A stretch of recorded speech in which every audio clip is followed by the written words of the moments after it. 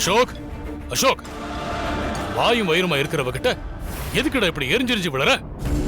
கர்ப்பமா இருக்கிறவ கிட்ட அனுசரணையா நடந்துக்காம இப்ப எதுக்கு கத்திக்கிட்டு இருக்க? பெரியமா, கொஞ்சம் எல்லாரும் பேசாம இருக்கீங்களா? இது எங்களோட தனிப்பட்ட விஷயம். இதுல தலையிட யாருக்கும் உரிமை இல்ல. டேய், எதுடா தனிப்பட்ட விஷயம்? துர்கா கர்ப்பமா இருக்கிறது உனக்கு தனிப்பட்ட விஷயமா? டேய், அவன் நம்ம வம்சத்தோட வாரிசை சுமந்துகிட்டு இருக்காடா. அது எப்படிடா உன்னோட தனிப்பட்ட விஷயமா இருக்க முடியும்? இந்த குடும்பத்துக்கு அவளால ஒரு நல்லது நடக்க போகுது.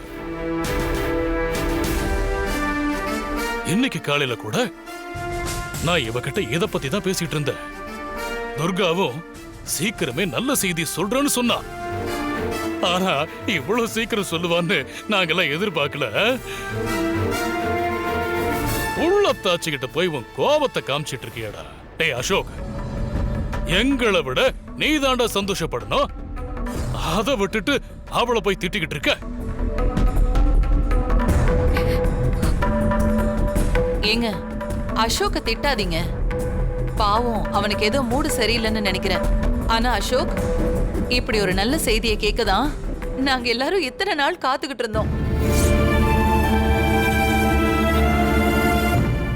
ஆமா அசோக், இந்த குடும்பத்துக்கு உன்னாலதான் முதல் வாரிசே வரப்போகுது. அதை நினைச்சு நீ சந்தோஷப்படுவியா? இப்படி டென்ஷனா நிக்கிற? கங்க்ராட்ஸ்டா. ஐயோ, உங்க வாழ்த்துக்களை தூக்கி தூர போடுங்க.